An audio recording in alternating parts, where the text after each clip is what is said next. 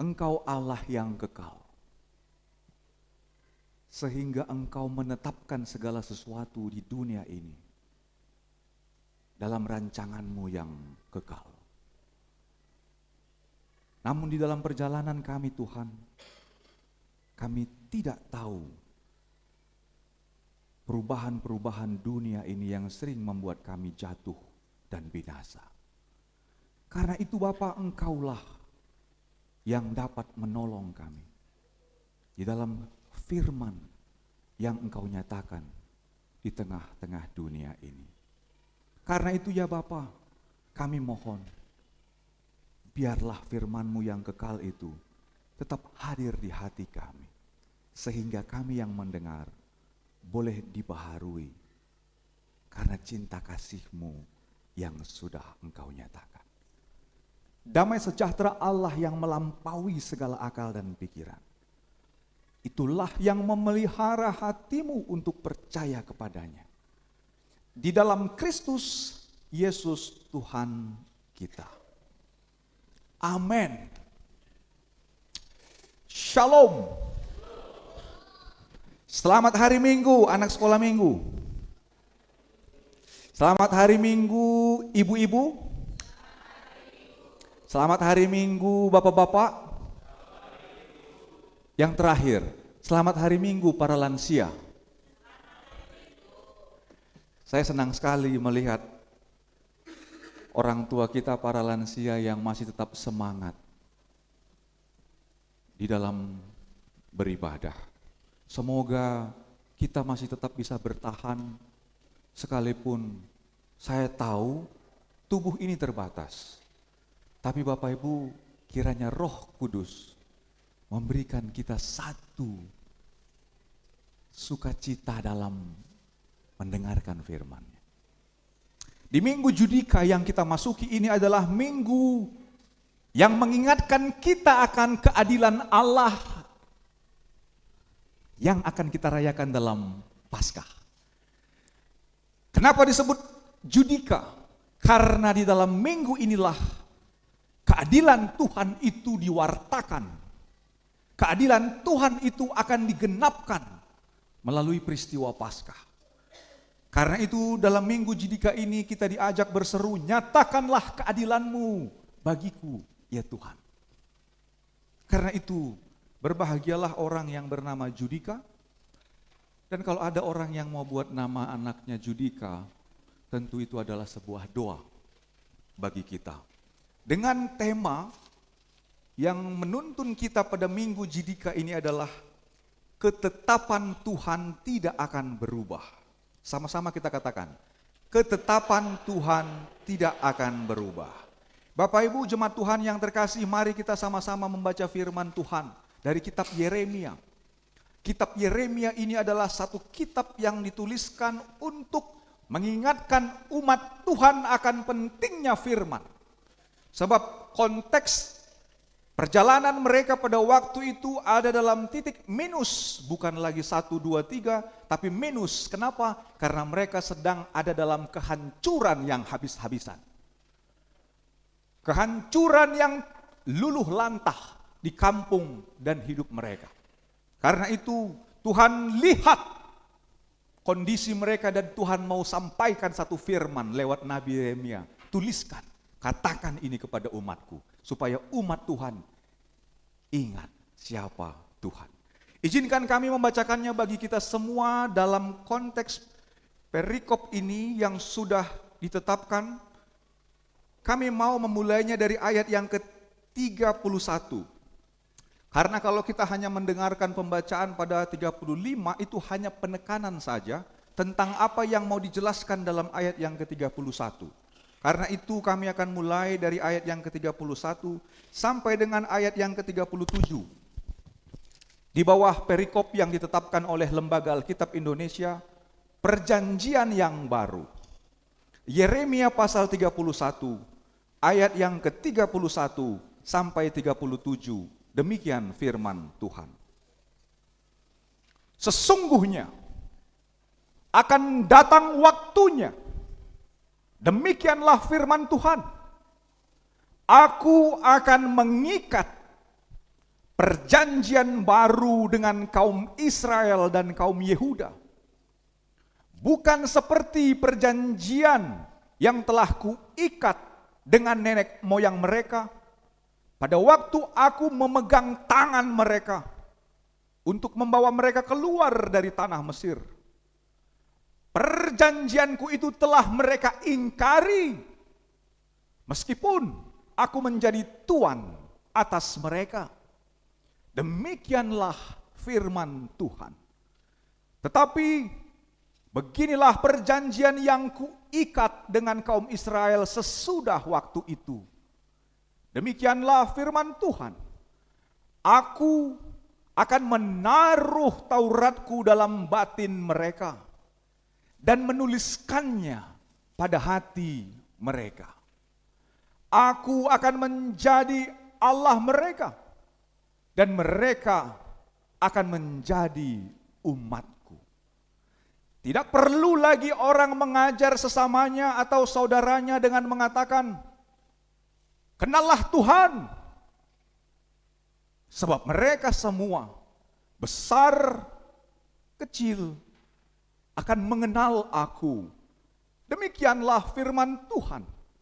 Karena aku akan mengampuni kesalahan mereka dan tidak mengingat lagi dosa-dosa mereka.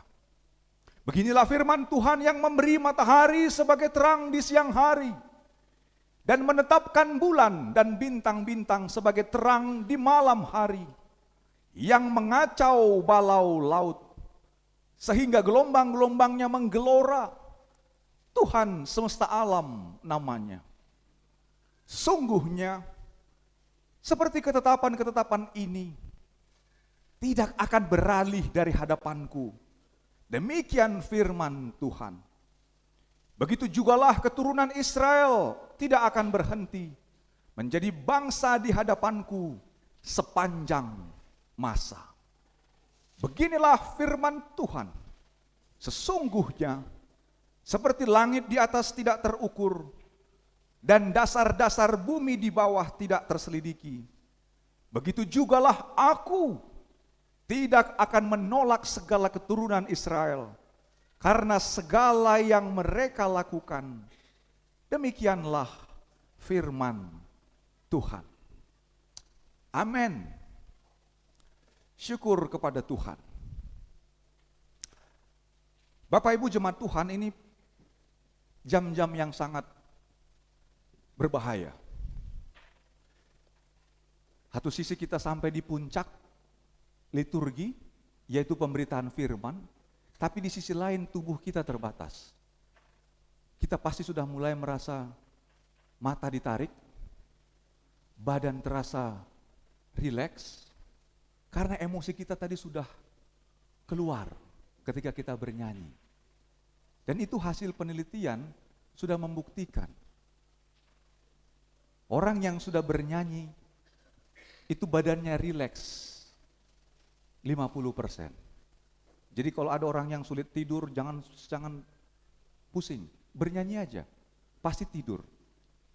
Contohnya apa? Anak bayi, anak kecil, kalau mereka rewel, dinyanyi-nyanyikan saja, tidur. Itulah kekuatan terapi bernyanyi. Jadi saya percaya kita ini sekarang sudah rileks. Bahkan tadi waktu lihat presentasi, dengar baca SK, kita sudah rileks hampir 80%. Masuk baca Alkitab dan khotbah, pasti nanti akan ada yang tertidur. Pasti. Tapi berdosa enggak Amang Pendeta tertidur mendengarkan firman Tuhan? Berdosa enggak? Loh kok enggak dijawab? Berdosa enggak mendengarkan firman Tuhan tertidur? Bapak Ibu yang jawab ya. Bapak Ibu, saya mau menyampaikan intinya.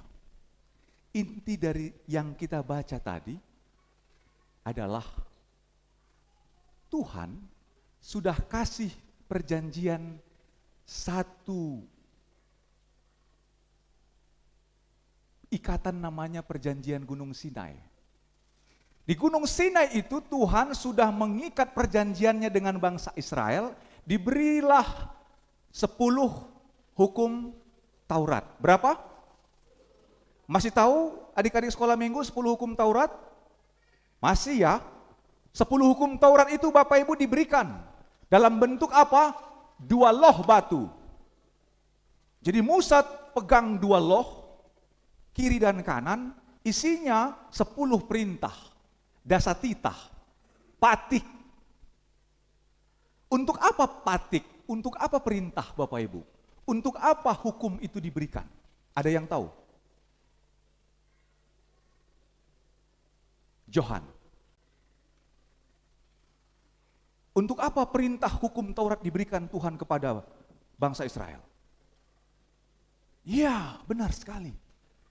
Untuk mengingatkan bangsa Israel agar mereka patuh kepada Tuhan Allah. Supaya patuh kepada Tuhan Allah. Makanya dalam perjanjian lama Allah, manusia, ini ada dalam satu hubungan pencipta dan yang dicipta. Jadi hukum ini harus diperhatikan. Tunduk kepada sang pemberi hukum. Supaya tidak dihukum. Makanya istilah hukum, kalau tidak dilakukan, kena hukum.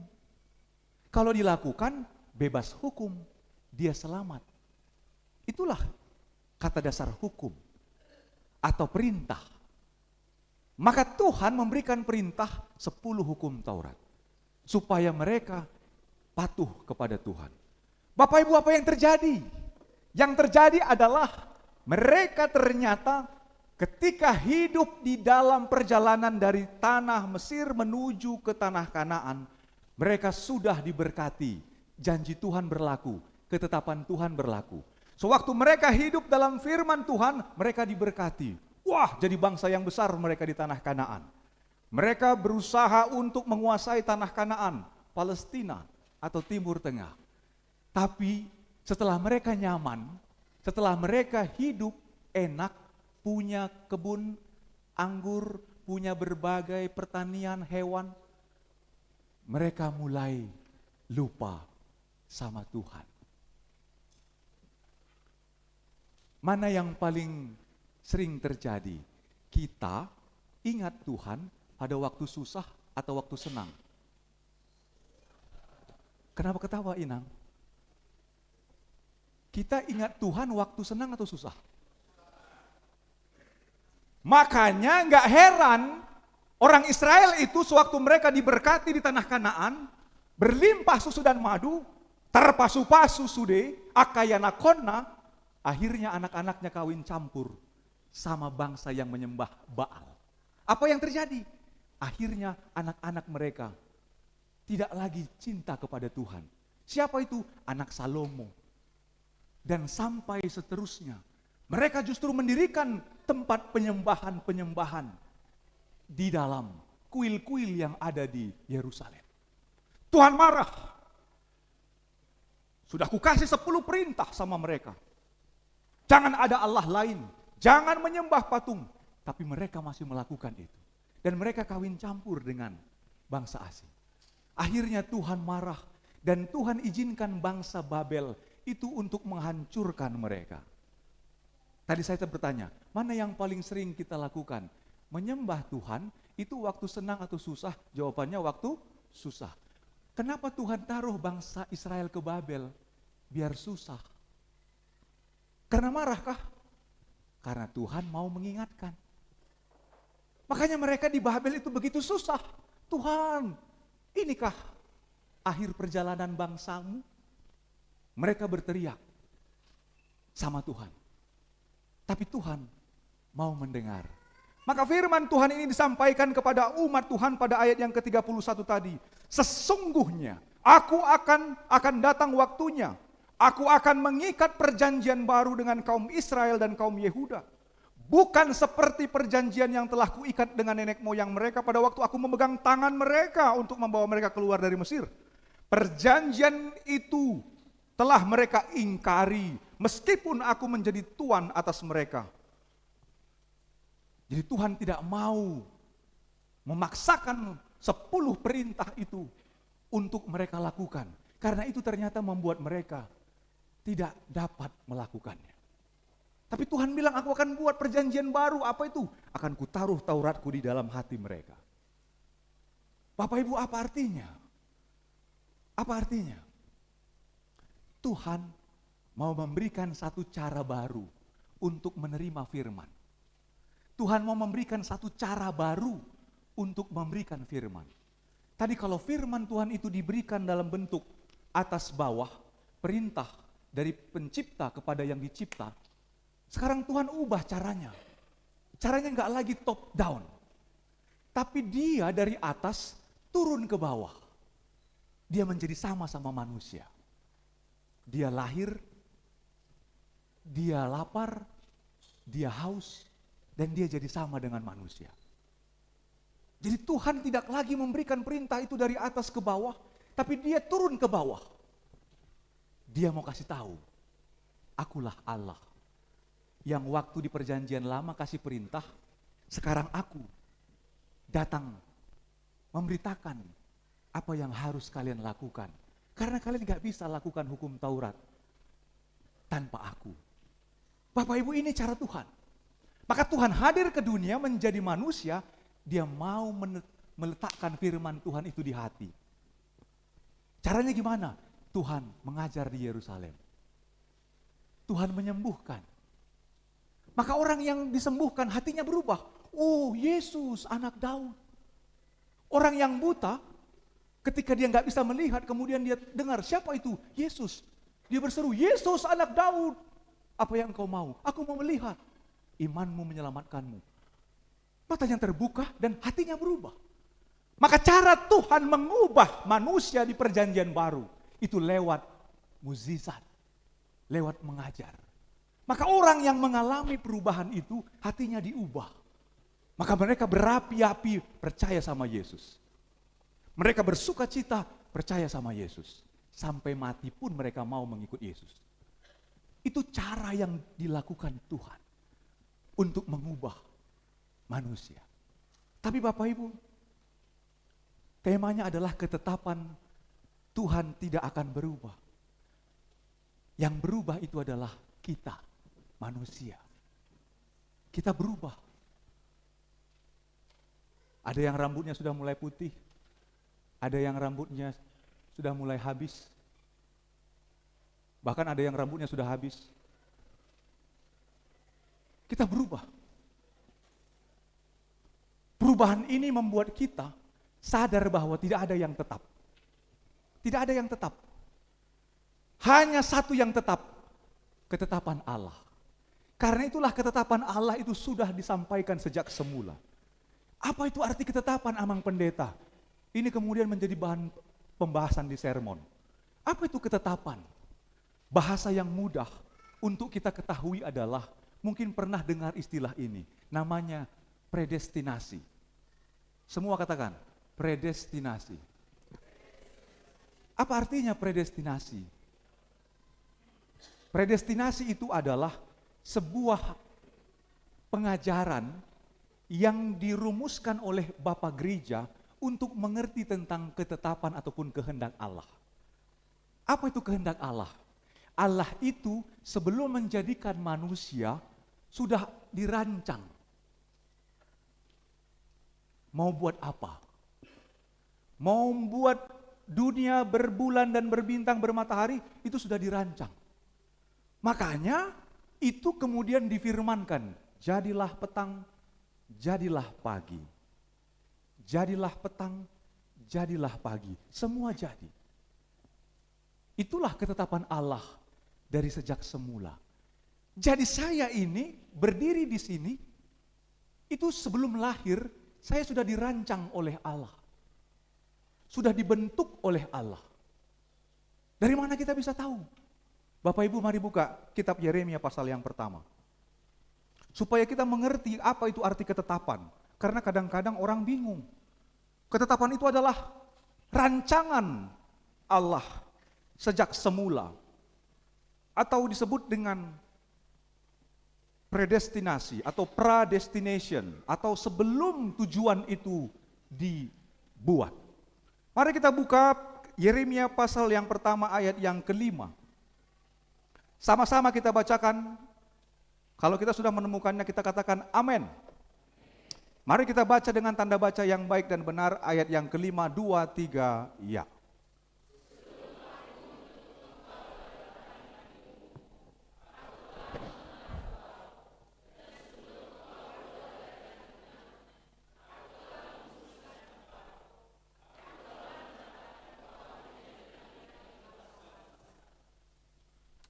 Bapak Ibu, apakah kita mengaminkan firman Tuhan ini?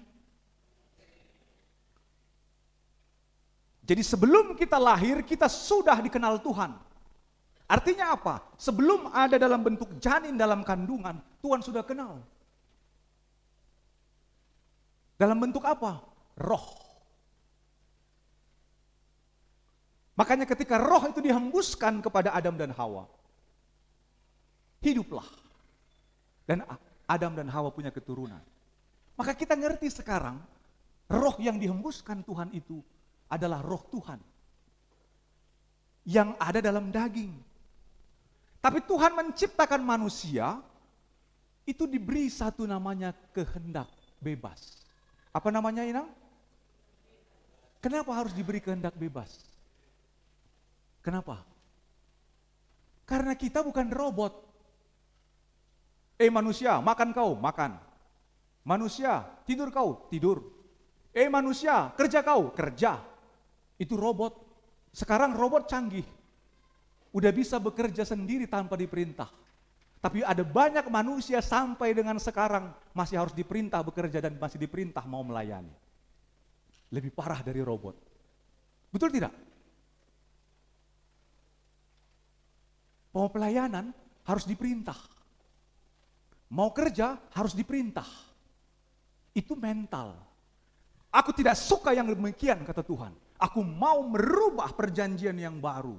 Aku mau kasih mereka firman di hati. Nah Bapak Ibu, ini yang membuat manusia yang diciptakan Tuhan gagal berjalan dalam ketetapan. Kenapa?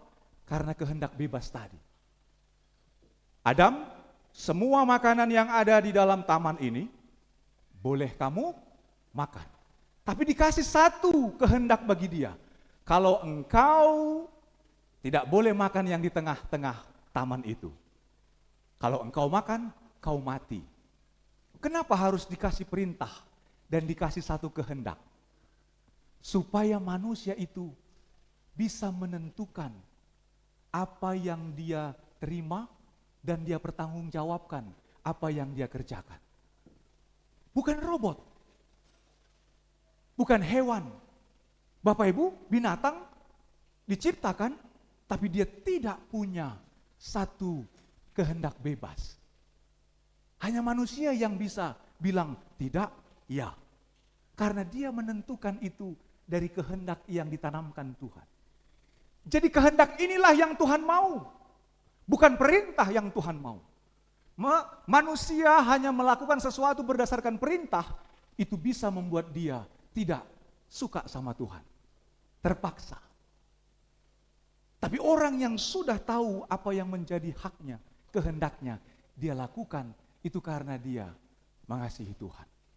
Bapak Ibu, ini kira-kira inti dari kitab Yeremia ini. Tuhan gak mau lagi membiarkan bangsa itu ada dalam ketakutan melakukan perintah kepada Tuhan. Tapi Tuhan mau dengan hatilah, dengan kehendakmu sendirilah engkau mengasihi aku. Itu intinya. Saya memberi gambaran bagi kita.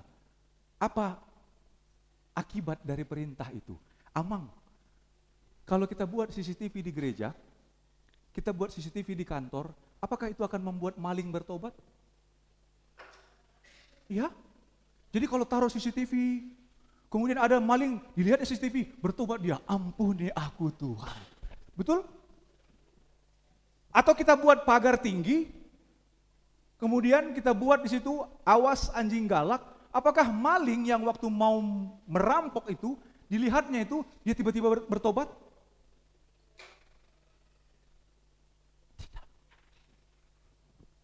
Makanya Tuhan kasih 10 hukum Taurat. Apakah bangsa Israel bertobat? Maka Tuhan buang mereka ke Babel. Supaya waktu mereka susah, mereka ingat sama Tuhan. Jadi kalau ada di antara kita sekarang yang sedang bergumul, Amang Pendeta, aku sedang bergumul, aku sedang dalam persoalan yang begini-begini. Tuhan izinkan itu supaya kita bertobat. Untuk apa? Semakin mengasihi Dia dengan segenap hati. Selama ini mungkin terpaksa. Aku udah berdoa, Amang Pendeta. Dari mana kau tahu berdoa? Aku buat jadwal khusus. Terus, tapi kok belum dijawab? Karena kehendakmu yang mau kau inginkan, bukan kehendak Tuhan. Jadi periksa kembali bagaimana kita hidup di dalam mengasihi Tuhan. Makanya Tuhan mau memberikan satu kesempatan ini kepada semua umat Tuhan. Supaya umat Tuhan mengasihi Tuhan itu dengan hati yang baru. Karena ketetapan Tuhan tidak berubah. Dari dahulu, sekarang sampai selama-lamanya Dia merancang keselamatan. Merancang apa Bapak Ibu? Keselamatan. Tapi rancangan keselamatan itu yang diberikan Tuhan, itu ditentukan oleh kehendak kita. Mau melakukannya atau tidak. Mau meresponnya atau tidak. Maka tidak ada paksaan. Mau mengikut Tuhan. Tidak ada. Justru Tuhan Yesus mau bilang, ikutlah aku. Di kayu salib, itu mengingatkan kita tentang semua orang dipanggil. Barang siapa mau mengikut aku, dia harus menyangkal diri. Dia harus memikul salib. Dan mengikut aku. Bapak Ibu, ini minggu Judika yang mengantar kita untuk bersiap-siap memasuki minggu Paskah. Bagaimana Tuhan keadilan itu akan kuterima? Bagaimana Tuhan keadilan itu akan terjadi dalam hidup kami? Keadilan Tuhan itu terjadi, dinyatakan dalam pengampunan dosa. Yang sudah rusak dibetulkan dengan penuh kasih sayang. Yesus perhatikan tiap tetesan air mata. Ia mengenal hatiku yang penuh penyesalan dosa. Saya tahu Roh Tuhan yang menuntun lansia memilih lagu ini di minggu Judika. Betul, Inang. Maka keadilan Tuhan itu diberikan kepada semua orang yang meminta pengampunan dosa. Tapi kalau ada orang merasa gak berdosa, ada orang merasa dia, aku orang baik kok, gak perlu aku beribadah, gak perlu aku lakukan kewajibanku di gereja sebagai anggota jemaat. Bahkan ketika dikasih perintah firman Tuhan, dia pergi meninggalkan gereja, ada yang begitu.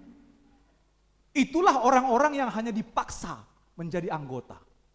Tapi orang yang dengan hatinya, yang sudah rusak dibetulkan dengan penuh kasih sayang.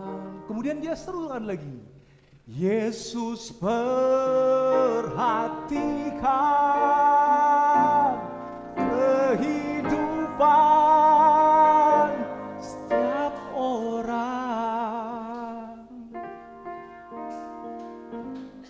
Ia mengenal hatiku yang penuh penyesalan.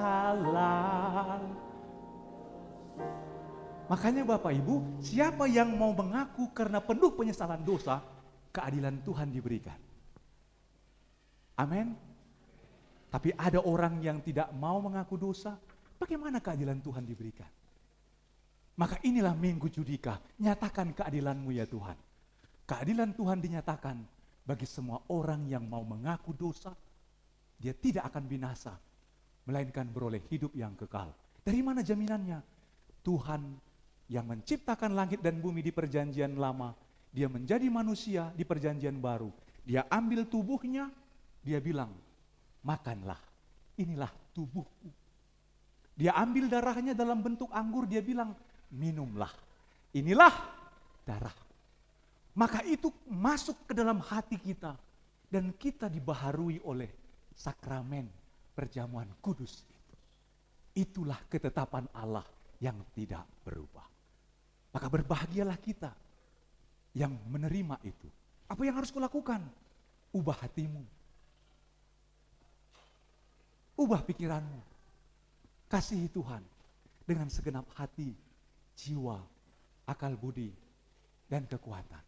Lakukan tugasmu, jangan karena dipaksa. Tapi karena mengasihi Tuhan. Sayangi anak-anakmu jangan karena kau mau menghukum mereka. Lakukan dengan kasih Tuhan. Sayangi suamimu, jangan hanya karena terpaksa. Sayangi istrimu, jangan juga hanya karena mau diperintah. Bapak Ibu, ini firman Tuhan yang mengingatkan kita bersiap-siap di Minggu Paskah.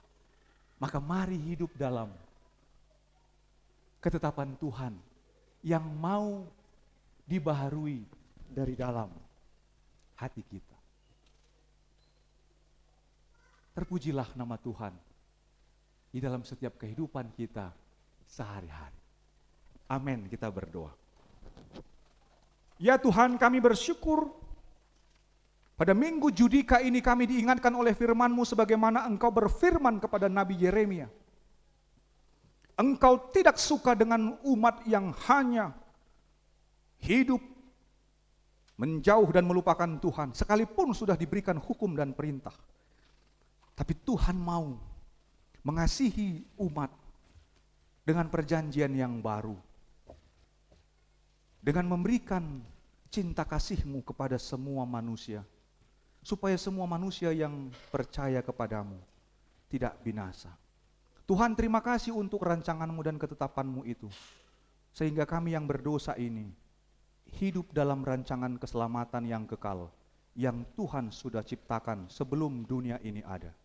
Karena itu Tuhan, kami bawa hidup kami bawa jemaat-Mu ke hadapan-Mu yang kudus, supaya kami mau dibaharui oleh firman Tuhan, sehingga kami melakukan firman Tuhan bukan terpaksa, seperti hukuman, tapi karena hati kami, pengakuan kami, karena Engkau mengenal kami yang berdosa ini Tuhan. Tuhan, kasihanilah kami, sehingga kami merasakan pemeliharaan Tuhan dalam hidup kami. Lewat berkat Tuhan di dalam pekerjaan, di dalam setiap usaha yang kami lakukan, di rumah, di tempat kerja, dimanapun kami berada. Kami bersyukur atas semua kebaikan Tuhan. Bahkan ketika kami bersyukur pada saat ini karena anak-anak Tuhan, Tuhan berikan hati yang mau belajar di sekolah. Kami ikut bersyukur kepadamu dan memberikan apresiasi kepada mereka, agar hati mereka semakin menyala untuk mau belajar, bukan karena dipaksa orang tua, tapi karena mereka mau mencintai pendidikan dan pengajaran sebagaimana yang Tuhan firmankan. Berkati Tuhan jemaat-Mu yang berulang tahun.